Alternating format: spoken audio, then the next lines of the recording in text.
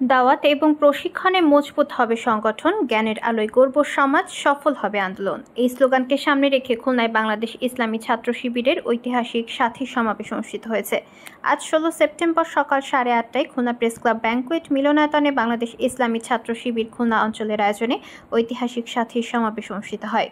বাংলাদেশ ইসলামী ছাত্র শিবিরের কেন্দ্রীয় ছাত্র কল্যাণ সম্পাদক আব্দুল্লাহ আল মামুনের সভাপতিত্বে ও খুলনা মহানগরীর সভাপতি আরাফাত হোসেন মিলনের পরিচালনায় সাথী সমাবেশে প্রধান অতিথি হিসেবে উপস্থিত ছিলেন কেন্দ্রীয় সভাপতি মঞ্জুরুল ইসলাম। প্রধান বক্তা ছিলেন বাংলাদেশ জামায়াতে ইসলামীর কেন্দ্রীয় সাংগঠনিক সেক্রেটারি ও খুলনা অঞ্চলের পরিচালক মুহাদ্দিস আব্দুল খালিক। বিশেষ অতিথি হিসেবে উপস্থিত ছিলেন বাংলাদেশ জামায়াতে ইসলামীর কেন্দ্রীয় মজলিসে শুরার সদস্য ও খুলনা মহানগরীর আমির অধ্যাপক মাহফুজুর রহমান। খুলনা মহানগরী, খুলনা জেলা, সাতক্ষীরা জেলা ও বাগেরহাট জেলার প্রায় 2 সহস্রাধিক সাথী ঐতিহাসিক এই সাথী সমাবেশে উপস্থিত ছিলেন।